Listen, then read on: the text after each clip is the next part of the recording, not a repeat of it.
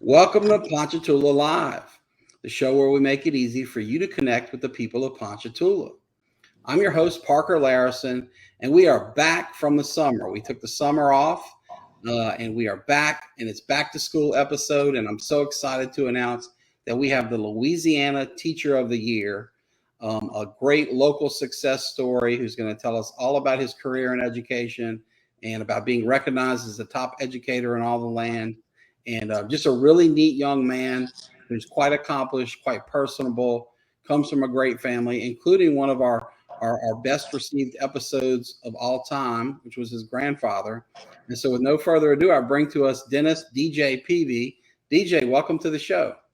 Hey, Parker. Thanks for having me. Appreciate it. Well, I know how busy you are because my wife works in the school system as the counselor at the junior high.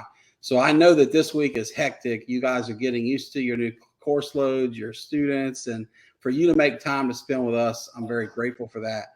Why don't we kick things off with you just telling us a little bit about yourself? Yeah, absolutely. So my name is DJ Pevey. I have graduated from Centenary College in Shreveport, where I got a degree in music education. I came back here and I was teaching at St. Joseph for a little while before moving up to Little Rock, and that's where I kind of disappeared from the Ponchatoula scene for a little bit of time while I was working for a district of charter schools up there. Oh, wow. Well, as a TV, you have to go far away to be anonymous, I would assume, right? So you had to leave the state. There's so many. Right, exactly. I had to go where nobody knew the name Dennis Pevey, and I could be the only one. That's great. Well, tell us about it. What was it like up there at a charter school teaching in Arkansas? It was really great. I really was really happy that I was able to cut my teeth at a charter system up there. I started teaching 7th grade science, where I did that for a number of years and had some great successes that way. Kind of got my first kind of taste of national notoriety through winning a few big national prizes. The NSTA, National Science Teachers Association. I was their Shell Science Lab winner, as well as a couple of other kind of bigger things that way. And then so when you win Louisiana Teacher of the Year, it's not your first rodeo. You kind of been there, done that on the award circuit. That's cool. I guess so. Yeah, I guess I'm trying to collect the rings. You're the Tom Brady, if you will, of teachers. That's really cool. Well, we're going to circle back when we get into the details of your career and ask you more about those prestigious awards. But for now, if you don't mind, let's turn our attention to your early life, because as I alluded to in my introduction, you're from one of the largest and most respected and, quite frankly, most popular families in town. I was blessed to be able to interview your grandfather, Mr. Reggie Pevey, on this show. And as I told him then, and as my dad mentioned many times at our breakfast table growing up, I mean, he's one of the heroes of Ponchatoula. He was my dad's Little League coach. He served from the war to now, and just, I won't begin to estimate what the grandkid and great grandkid count is at now, because I know at the time I interviewed him, it was sky high, and there were like 3 or 4 little Peveys on the way. But, starting with your beloved grandfather, late grandmother, and just talking about, your dad, longtime chief deputy for the sheriff's office, your mother's well loved. Like, tell us about what it's like coming up in such a large, prominent family that's steeped with educators like your grandfather, who was a beloved coach, public servants like your dad. What was it like growing up as a Pevey from your perspective? Yeah, thanks, and certainly for all the flattering comments about some of the absolutely the most important people in my life, and I really do appreciate that. It's certainly big shoes to fill, and one of the very first reasons why I wanted to be an educator was for the chance to kind of follow in Papa Reggie's footsteps there. He certainly made an impact on his community, and I think that's a theme. That's certainly a theme among the family of a lot of what drives and motivates us is to make a positive difference, to change the community that you're a part of, and leave it better than you found it when you came in. That certainly has always been a motivation for me in the classroom, and it had to come from that early influences of so many community members and leaders in the community, business owners, and you name it. There is a model in the family of someone to follow, no matter what that passion or drive is. And one thing I admire about your family is not only are people serving and leading through public entities such as the schools and the sheriff's office, but there are a lot of folks that are doing it from the private sector. I think of your cousins like Becky with the restaurant carrying on her dad's legacy. But she's also out there. I think she coaches, my son, or she coaches the girls team next to my son's cross country team. She's active in the schools. There's so many of y'all doing so many things. So that's really neat. And I love to hear you mention the words following in your footsteps, because Dad was always proud of following in Mr. Reggie's footsteps, because he was briefly a teacher at Maurepas, and he thought it was so cool that he got to follow his little league coach and hero's footsteps, out to that little school where they both taught. And that was neat. I want to share with us here a comment from another great local educator. If the Peveys are well known for a prominent history and education, Lord knows the Elsies are too. So we have Felicia on here. Felicia, thank you for your comment. And she says you're making a positive difference and changing the community that we're part of. And of course, she's right in that. So Felicia, thank you for sharing that. To anyone else watching live, know that we have the ability, as we've done here with Felicia, to share your comment with DJ live. So if you've got something to say, if you want to say something nice as she's done, or just wave, or ask a question, you might want to know when the homecoming game is this year, whatever. Don't want to put him on the spot. He may not know. It's first week of school, but I got to check. I should know. I'll Google that. My producer can put it in the notes. But just know we do have the ability here, folks, to share comments live, even if it's just a thumbs up, like we're getting here from our pal Lester Leroy Satoon, another great family of Ponchatoula, chock full of wonderful people. Thank you for tuning in there, Mr. Satoon, or should I say King Satoon, our beloved former Strawberry King. Well, let's talk about childhood, because what I love about growing up in Ponchatoula is it's different. It's a great little place, and we have so much connective tissue, but it's different for everybody. It can be, my brother Bree and I shared a room.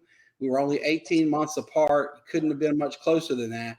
But his childhood and mine were different. We had different perspectives. It can be as simple as he was really good at sports and I was not. I was a bookworm. He was not.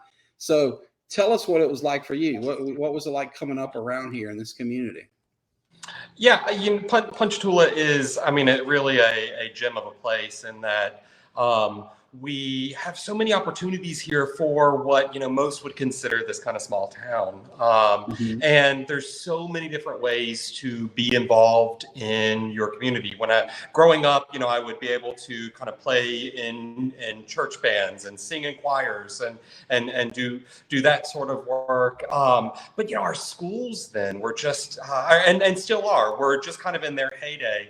I remember the Renaissance at DC Reeves, and the salute to the arts, and this focus and emphasis on creative expression, which you don't necessarily see in small towns, and that I think were big influences on me growing up, and still kind of impact how I live my life now.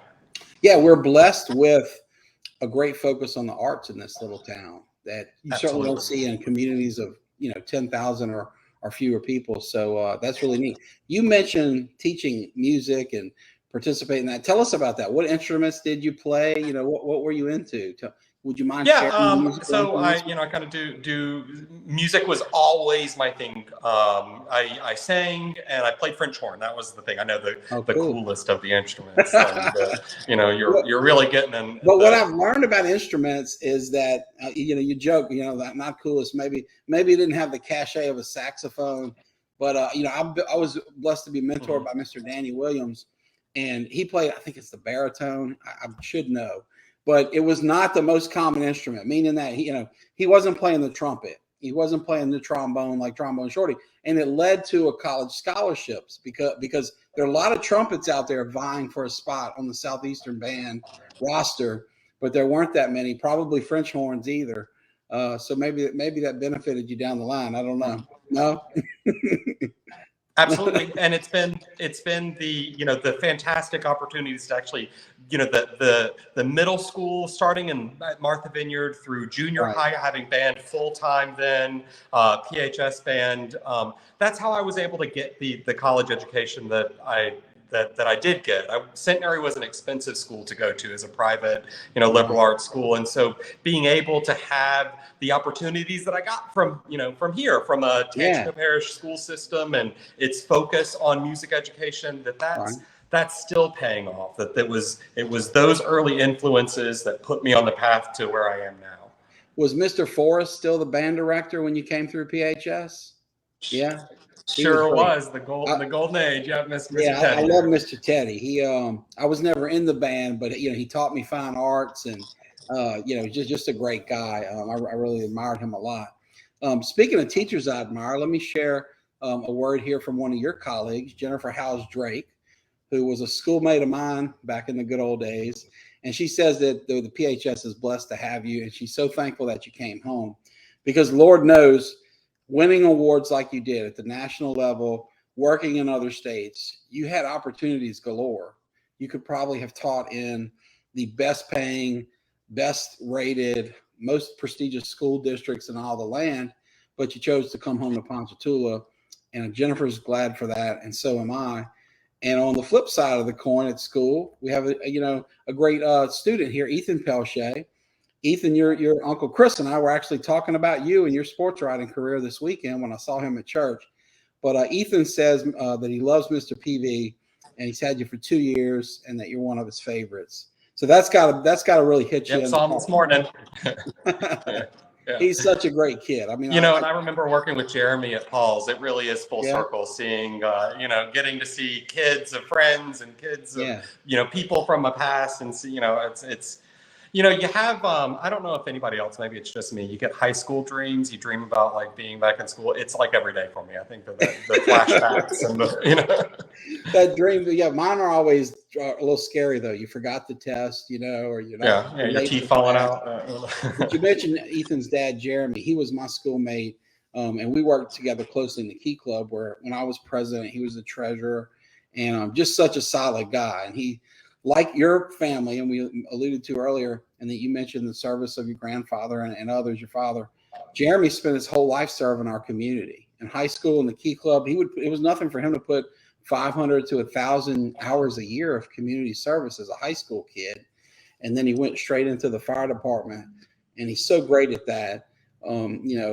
My kids love him because he lets them wear his captain hat whenever he does the demonstration, and shoot the water out of the hose, and he's just great with kids in our community, and we're blessed to have him. So, Ethan, thank you for tuning in with one of your favorite teachers. Folks, we are here with DJ Pevey, the Louisiana Teacher of the Year, native son of Ponchatoula, who, as he mentioned earlier, has moved away, taught, won awards, and chose to come back to Ponchatoula. Why don't we take this opportunity to ask you kind of the why and what went into the decision to come home? Because I'm sure it was probably a tough one. Little Rock is a community that candidly has a lot more financial opportunities, probably dining opportunities, entertainment opportunities. I love Ponchatoula, and it doesn't get any better than red beans and rice at Paul's Cafe. You know that. But, we're in a town with, you can kind of count the restaurants on your hands, and there aren't as, so, what went into that decision to come home? Was it an easy one, or how'd you go about it? It really wasn't. When I decided to make the move to Little Rock, I was a lot younger then, and just wanted the chance, like you alluded to earlier, the chance to kind of go somewhere where I could kind of be anonymous and kind of make a name for myself without having, preconceived notions or expectations that come with kind of coming from living in a small community and where everybody kind of knows everybody. And I certainly enjoyed my time there, and I enjoyed the many opportunities that I had when I was there in Little Rock. But at the same time, as I started to get older, I realized, I am looking for a place to grow roots. I'm looking for a place that I can kind of connect into the community. And I realized then that Little Rock wasn't the place.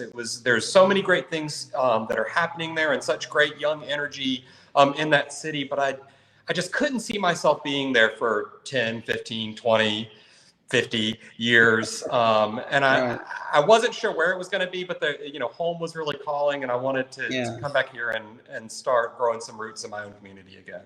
It sounds like as great as it was and as much as it had to offer, it just wasn't home in your heart. And Ponchatoula is and was. And that's neat that you could realize that as a young age, because I think, for me and many others, you maybe you get all that until you gray out a little bit. Well, it started, so this camera's real good. It's hiding them a little bit. Well, yeah. That's why I have this microphone, so I can duck into it and hide. Right. Well, before we leave the Little Rock chapter of your life, and I'm going to hopefully circle back to kind of how you got into education, and I want to hear more about that, from the spark of watching your grandfather do it, or hearing about that. But let's talk Little Rock, and let's talk about those awards you mentioned at the top of the hour, because wow, that's prestigious. So if you don't mind, let's go back to that, but dig in and how did you get there? How did you get put up for those awards? What was the process for getting them? What went into that? Because I think that's inspirational to certainly any local teachers watching, but also students like Ethan, so that they can see kind of what's out there and what's, attainable for somebody who grows up in those same classrooms that you and I sat in years ago. Yeah, for me, one of the big driving forces behind the way I want to teach and the way I approach, kind of the instruction that happens in the classroom is that kids deserve hands-on learning. That, I want to make sure if I'm not having fun, they're not having fun. And for me, that happens through labs and activities, building projects and engineering projects. And even in my 7th grade classroom, those were major motivations that I wanted to see happen.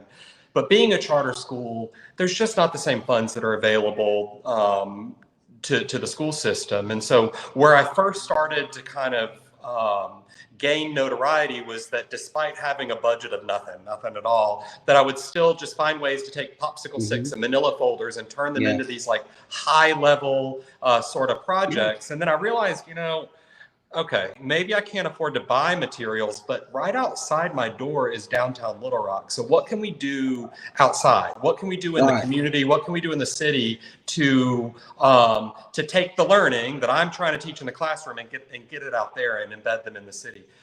There were a lot of really cool initiatives that the city was doing at the time with like trying to build low impact design. We call that LEED, low impact design engineering. And they were doing this stuff. So I was like, what can we do? How can I get my kids in? What can we learn about the projects? Can we do that? And so we started working with the city and collaborating with the city, building like educational programs to connect with their initiatives. And that started picking up attention. We had the administrator, the director of the EPA, the Environmental Protection Agency, she came down from DC to come visit to see like what's going on in Mr. Pevey's classroom. The national EPA from DC she flew down to visit and walk the city. And and so those sort of things, I think, put me on the radar for a few nomination committees through the National Science Teachers Association. Vernier technology, that's they do probeware and sensors. If you're not in the science world, you probably don't know those, but it's fine.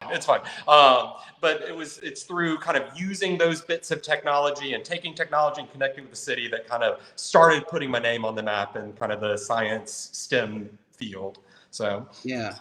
Well, I got to tell you, as the parent of a kid who's really into, I guess it's now STEAM, right? But into science and engineering and things of that sort, it excites me to hear you talk about it with such enthusiasm. My 7-year-old, who just started the 2nd grade this week, was able to go to the Hammond High Robotics Astro Camp this summer, and his mind was just blown. He was looking forward to it so much every day, and he would come back. He's a chatterbox and just da da da da da. And candidly, we both went to liberal arts schools, but I walked out of there presumably with far fewer science credits than you. And for the few courses I took, I remember making a D in chemistry that my parents wasn't that happy about. So it was a natural fit for me to follow the language arts into law school, et cetera. But it's fun to see my kid get into this. And, he had a science-themed birthday party this year. We held it here. Oh, that's awesome, yeah. The room you're sitting in, the kids are doing science experiments and wearing lab coats. And he gets these boxes in the mail from Mark Rober. I think they're called build boxes or something. Yeah. He's creating some invention every month. And it's really neat to see that going. So it's so cool to hear that you are getting recognized for doing that on a budget, because while, maybe Ponchatoula High is better funded than a charter school, it's still in one of the poorest parishes, in one of the poorest states. We're always going to kind of be up against that economic grind where we have to use creativity. And that's where great teachers like you come in. How are you bringing that here to the classrooms in Ponchatoula? What are you doing here with that same energy? Because clearly the same energy and enthusiasm for doing that for kids is present. what are the new things that you're doing? Yeah, so I think right now, kind of one of the big initiatives that I've been really pushing at the high school is to get their engineering program up and running. There's so much interest. There are so many kids that are, I want to be an engineer, I want to be mechanical or civil or petroleum. I mean, then all of those industries are right here. Right. But there's no opportunities at the time for them to begin that sort of coursework. And so that's been my push the last couple of years, is to get those programs online and get those pathways to get kids into engineering programs rolling. We started last year by offering a dual enrollment course through LSU called Intro to Engineering. We've got our robotics class now on the books this year. We did a little bit of an after-school robotics program, but now we're officially getting it in the course day for the kids, and we're going to continue that energy. We building my engineering classes went from one class last year at 24 kids to 2 classes this year that are 30 plus, and so it's really nice to see those exploding out. 2 classes of robotics happening, and I'm really, really excited to see where that goes, and also the partnerships that can come through that. Seeing our homegrown engineers and people that have gone through the Ponchatoula system and being able to connect them with what's happening at the high school. Just it's a cool time. It's a cool time at PHS to see that stuff getting going and off the ground. And let's take a moment to pause and talk about engineering, and specifically our region, because you struck a chord there that resonates with me, because, one, I paid my way through college fetching lunch for engineers, mainly mechanical engineers who worked in the oil field. But there was a great local man who sadly passed away a few years ago named Mark Griggs. He was a contemporary of your Uncle Paul, about the same age. And long story short, he was a quiet and modest guy. So he didn't broadcast his success to all the land, but he owned a company called OPS, Offshore Process Services, that employed a bunch of engineers and other professionals in that realm. But he was incredibly successful. He was a huge mentor to me. And, he kind of educated me to all these opportunities that are around here, because we have plants, we have oil field, we have all this stuff going on. But I think at the same time, when kids are growing up and they make that 30 on the ACT, I don't know of any like cool TV shows about engineers or heroes, like there probably are, and forgive me for my ignorance. But I guess what I'm getting at is there are a lot of cool cop shows and ER doctor shows and courtroom lawyer shows. And so I feel like every year when Ponchatoula High cranks out all these brilliant students, they may not have a full view of what all's out there. And so I try to do my part to open my doors and hire and give opportunity to anybody who might be interested in legal. But it's like, man, there's so much more than lawyer, doctor, businessman, and engineering is a career where you could make probably more money than your average lawyer or doctor. Definitely have more opportunity here. If you want to live in Ponchatoula, where you can be a couple blocks from your mama, you definitely can have more opportunity here in that field than some of these other professions I'm mentioning. But it's kind of a best kept secret. If you don't luck into a Mark Griggs in your life, as I did, how the heck are you going to know? Well, you're solving that. Yeah, and that's what I really, really like about this course that I'm offering, this intro course, is that, we're not just focusing on the main areas, we're focusing on all the different disciplines in engineering. And the powerful thing, though, is that we're also showing those related professions too. The construction management and the electricians and the all surveying and all those areas that are kind of related and support engineering in school. But what I really like is that in each of these units, so as we kind of introduce each of the areas of engineering, I invite in a guest speaker, and so they can listen to a biomedical engineer talk about what they're doing. We can listen to environmental engineers talk about what their day looks like. And have the kids ask them questions, the kind of questions that they're scared to ask via email or in a professional setting. We can how much money you make? How'd you get here? What classes? But that's the important questions, right? Right. And so those conversations are really great. And it's those conversations that open the door up and make a seat at the table for kids that didn't have an influence in their life to say, hey, you should go into engineering. This is the field for you. To be able to see those professionals right inside their classroom and have them at their disposal, ask questions. I think that's a transformative thing. And I'm really excited to see, 5, 10, 15 years down the road, what that effort leads to with the number of professionals that are now part of this community. I just, I get excited thinking about it. Well, and I do too. You know, you mentioned construction management in that list. And an hour ago, I got a call from my nephew, Dylan Lee, who has a great job as a young man in construction management. It's allowed him to support his beautiful little family and live in Carter Plantation while he's still in his 20s. I mean, he's doing so much better than I ever was at that age. But if you don't catch on and learn about that stuff early enough, you can miss an opportunity. One of my biggest gripes in my profession is I feel like it's borderline predatory in the way that it straddles kids with these gigantic life-altering student loans. But and they may technically be an adult, right? I mean, you go off to college, you're 18.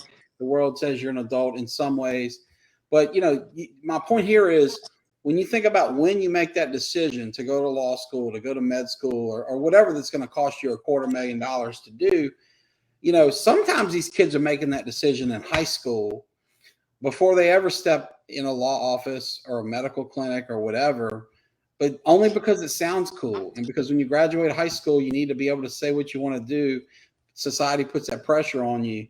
And maybe if you knew about construction management, engineering, et cetera, you could save yourself. I mean, literally, I know people that lived with their parents into their 40s, not because they lacked a good job or made a big mistake or whatever, but husband, wife, 2 kids, their first mortgage, if you will, was Loyola Law School or, you know, some other big tuition. And, you know, there's just such a clearer path to a great job, a great life, and supporting your family through the, you know, the engineering path. So that's really cool that you're doing that. I have a comment here I want to share that came in while I was bloviating. Your wonderful Aunt Angela says that she and your Uncle Paul are so proud of you and they love you. Miss Angela, thank you for watching the show. You're such a sweetheart. So DJ, you're excited. Tell us more. You know, what else is going on at Ponchatoula High? Oh gosh, there's so many cool things happening. We have a new band director at the high school, and so I'm so excited for you guys to hear the new sound that we're producing. We got this big, you know, just kind of rowdy, excited sound coming out of the kids. I'm assisting with the band as well this year, so I'm kind of returning back to my musical roots, which I'm super excited for as well.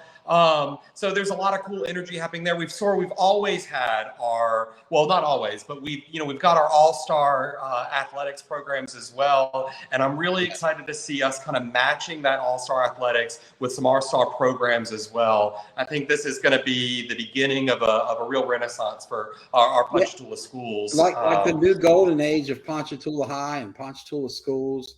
Absolutely. It's exciting. And I see through my wife, you know, that is starting at the junior high level. There's so many cool organizations over there. I had Miss Vicki Dirks in my office earlier today. We were talking about the Builders Club that they have there through the Kiwanis and all the great things they're doing. And just so many more opportunities than we certainly had, you know, nearly 30 years when I was in school or even when a young man like you was there. So that's really neat. If you don't mind, let me ask you a few questions about the people in your life who helped you get to where you are today. Because in a moment, I want to dig deep into the details of Louisiana Teacher of the Year and how that came about and what it felt like and all that. But certainly it was a long path to get there. And, you know, you talked about your grandfather earlier, people in your life, you know, who have been inspirations to you and influences that you'd like to reflect upon and tell us about?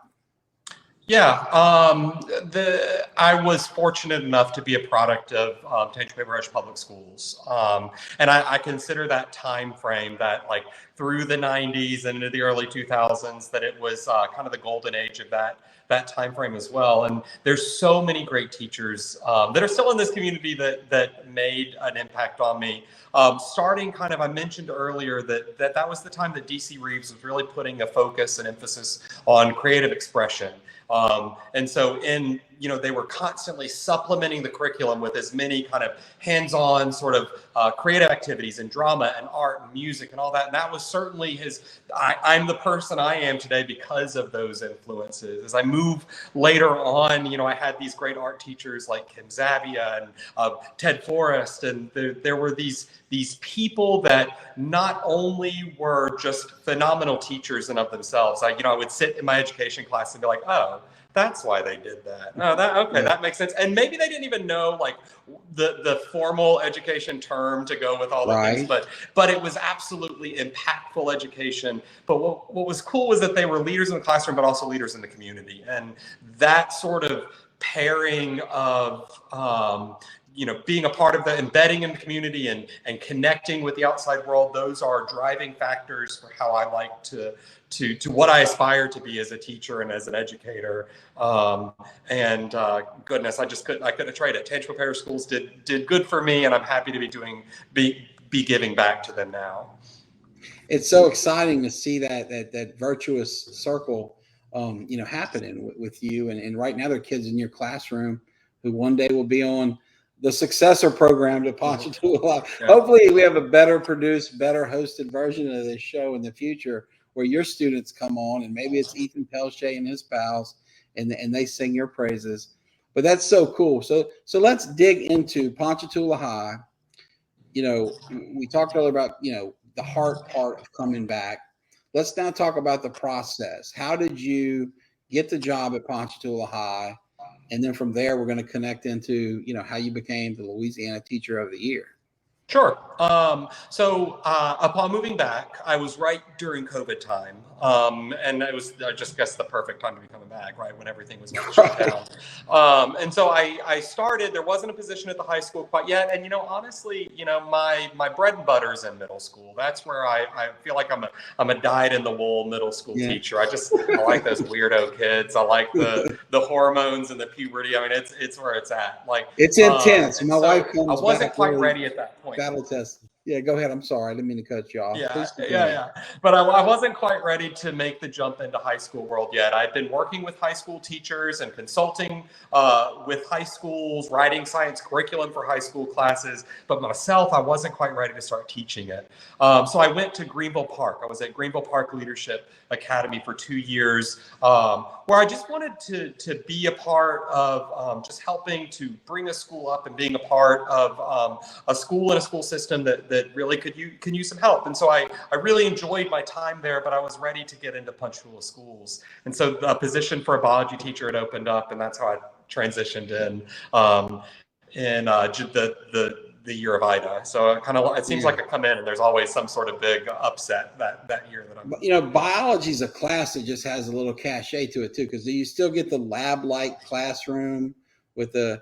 I think back, I had Miss Hastings, who was a wonderful teacher. I don't know if she was still there when you took the course. I don't think but that's a class that sticks with you all your life, The mitochondria is the powerhouse of the cell. Everybody knows that, right? That's great. Well, so how does the process work to get recognized as Teacher of the Year? Because as I understand it, you're recognized at various levels, and it's kind of a competition, a playoff of sorts, where after you become the Tangipahoa Parish Teacher of the Year, you go from, to districts or what, but how did that come about? When did you find out you were being nominated at any level in the first place? Yeah, this is going on a year process now. So around, and I guess, and just very shortly, it'll be been a full year. It starts with a nomination from the staff and the students, where there's a voting process at the local level. There's some admission or some application material, some essays, a video, that kind of thing. And then the district will choose their elementary, middle, and high school teacher that they'll submit then for the state competition. And then from there, the process starts over. There's a series of vetting materials through a series of rounds that are spread out every couple months, essays and blogs and videos and interviews and all of that stuff. And so they whittle it down from over 200 something applicants that they have in the opening rounds. And they go down to about 30 of us that are in the semifinalists. And then from the semifinalists, they do a series of interviews with us and bring us down to finalists. And then there's 8 of us. So there were 8 of us going into the summer, or sorry, 9 of us, 3 middle, 3 elementary, and 3 high school teachers that went through kind of another round of interviews where they then from that pool selected their overall elementary, the overall middle, the overall high school teacher, myself, and then a Louisiana High School Teacher of the Year as well. So it was a very long, detailed process, lots of work. Real glad it's over, to be honest. I'm glad to now be back to focusing on teaching. I bet it sounds like intense. I've got a good friend who recently became a federal judge, and he had to go through the FBI vetting process and testify before Congress, yada, yada, yada. But it sounds like maybe you did that and more. So, wow, that's intense. So now let's talk about the big night, okay? You win at the district level, the lower levels. You're at the big event. Do you know ahead of time you're going to win, or is it like the Oscars and you're surprised in the moment? What's the scoop? Yeah, they announced the winners live, so it's like super duper stressful. Actually, at the point, so going into the semifinalist round, you don't know whether or not you're a finalist yet either. They announced those live at an event in New Orleans we had earlier in the summer, and then this big gala they do in July at the World War II Museum, beautiful hall with, you have the jets and planes above you, this formal event. I felt, I had to rent a tux for this. I'm not a black tie kind of person. And so well, you never know. You had a great look. I saw the photos. That was a snazzy ensemble you had going on. Well, it looked like you even had like the event glasses that were different than the ones you usually wear. I am poor vision breeds being a collector of a bunch of different pairs of glasses. So I had a special pair planned for that night. That's great. So you're in this room where, speaking of the Oscars, literally Tom Hanks has been in that room, right? And do you have planned like kind of a consolation face where you're happy for your colleague? Because you mentioned you're going through the grind with these other teachers.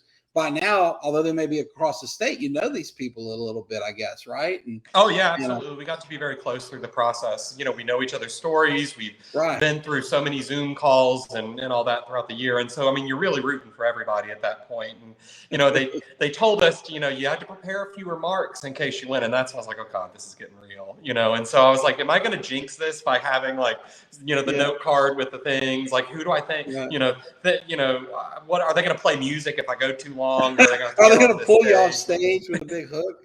Yeah. I had no idea what to expect in that regard. And this may be sore subject. I apologize in advance, but did you forget anybody? Did you pull a Steve Harvey and make a big, or did it go as well as you would imagine? Yeah, Adele Dazeem. No, I think I did okay. Honestly, it was. I think I just went on had blinders on as soon as it happened. I was a little bit overstimulated with the noise and the energy in the room when they made the announcement. But yeah, it was. I'm just glad I didn't trip going up the stairs. My biggest thing was don't trip. Check, make sure you don't have any boogers. Make sure your flies, unzipped, and I'm good. I'm all right. You didn't go viral and embarrass yourself. Right. That's great. Well, I got to say thank you on behalf of the city, of our little town. As I've said because you alluded earlier to the great, athletic run we've had here. But as I've said to Coach Taylor and all the people that have won recent championships and Coach Tricia before him and folks who came close, thank you for bringing Ponchatoula the recognition that certainly our students and teachers deserve. I know it seemed to me like the whole town felt like we won when you won. And you're so gracious in winning too, right? You could be a jerk about it. I'm not hearing a bunch of me out of DJ Pevey. I hear a lot of we, and you're really, you have something significant that's fairly unprecedented to be proud of, and it doesn't seem to have gone to your head. So thank you on behalf of the town for doing it in the first place, and then handling your success, with such grace. It's really to be commended. We're about out of time here. I've kept you probably longer than I promised. So for that, thank you for your patience. But before we go, I want to ask you, a few things.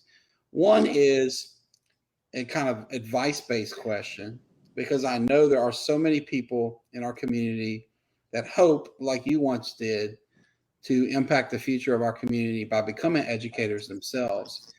And we all know there are good teachers and bad teachers, and we're not here. This is a positive show. We're not going to name names on anybody that doesn't fit the bill. But if you wouldn't mind, whether you want to think of this in terms of what advice you might give your younger self, or maybe it's easier to think of what advice tomorrow you may give a student who tells you, I want to be like you, Mr. Pevey. I want to be a teacher when I grow up. What advice would you share based on what you've learned along the way? Yeah, that's a great question. And I certainly wish that I had a chance to kind of talk back and go back and do it all again. I certainly would have made some different choices. But for me, I think the biggest thing advice, and this isn't just in teaching, this is with kind of any goal and anything that you're wanting to do, and is to celebrate the small successes and realize that those baby steps are what get you there. You know, I get so caught up. I'm super competitive, and I like having great test scores, and I like making these big community changing sort of things and all, but it's the small things that get you there. And it's the okay, you know what? I had a lot of kids pass that test that day, and that's good. I had, you know, one kid that never shows up, that they were there that day and they were engaged. You know, it's those little successes that you can't lose sight of. And reminding yourself of those little successes. So when things aren't going so great, you have a whole, like, you know, tool belt full of these moments and these small victories that you can think back on and realize you're making a difference. We like to think that we don't make a difference until we make a big difference. And it's those small things, those small victories that impact communities, a bunch of them all together. You know, it takes a spark to light a bonfire. It takes kindling to get it going. And when you gather up those readily available resources, that's what lights a community. That's what makes things really, really happen. Amen to that. I could not agree more. And, you know, I'll tell you, it's, because you know, there are going to be those rough days, right? I mean, I don't even know if you're eligible to ever become Teacher of the Year again, right? But I would bet it hasn't happened twice to one person. And it's just, you know, my point here is, I don't know if it ever happened to Ponchatoula's teacher before, if it ever will again, but those big events like we're talking about are so rare. And for an educator anywhere, they probably will never happen. So I love you focusing on the things that can and will happen. I know in my little career, which is much different and far less influential, you know, every so often I'll get a thank you note from a client or somebody that I come across, and I have a box that's right behind me. But when I'm having a tough day, there's nothing I love more than just pulling a random thing out of there and looking at it, because for me, it's just a window into those small wins, and they prop you up when you get your butt kicked in court, or you have something really, you know, whatever the tough day is. That's important advice. Well, you know, before we close, let me ask you this. Is there anything that I haven't covered that you want to talk about? Anything on your mind, on your heart, anything at all? You got an open platform here with the people of Ponchatoula. Fire away. Oh, well, thanks. And this has been so fun. It's been really great to connect here and to connect with the community in this way. I think if I had to pick a closing statement or a closing mark, is that, you know, a lot of us are where we are and who we are because of an educator, that it was an educator that made a difference, and realize that there's a whole bunch of us right here in this community, whether it's at our great elementary schools, our junior high, or our high school. And so finding ways to give back. And that doesn't just mean financially or donating supplies or getting to somebody's Amazon wish list, but just, you know, there's a lot of us out there that feel like we're alone, that we're in our classrooms kind of fighting every day to just get the basic materials we need to make a difference. And it really means a lot when people from the community say, hey, I'm here, I do this, let me know if there's anything I can do to help. Reach out to your educators at your school. If you don't know who, get in contact with one of us. We'll find a way to get you connected in, because that's what really makes a difference, is when the community and the schools are like this. We're connected together and working together to make a difference for our kids, because we all have the same shared goal. Amen. That's such great advice. And I can tell you that's so true. And I thank you for sharing that with us. You know, this has been one of my favorite episodes ever. You have lived up to the considerable height that your grandfather laid down by being. He's definitely 100+ guests in. He's in my top 3. But you have done the Pevey family proud, and Ponchatoula High School as an institution proud. It's probably my most common question on this show is, for the 99% of our guests that went to PHS, what was it like? And so you are teaching at a beloved institution, and all of the great educators of old that are far too many to name. But going back to Mr. Butler and Mr. Bodker and all the big time guys we've all heard of, they'd be proud of the work you're doing, DJ. And I know, as we've seen from the comments, that your family, your friends, your colleagues, and your students are proud of the work you're doing. So thank you for sharing a little bit of your brilliance with us here today. To my guests, thank you for sticking with us with DJ. The show is back. We took the summer off. I think that's going to be our model moving forward. We'll follow the teacher's schedule so that I can help my wife with the kids when she's off for the summer. And but we'll be back. We'll be back next week, every Thursday, live at 5. So thank you all. Have a great weekend. Thank you.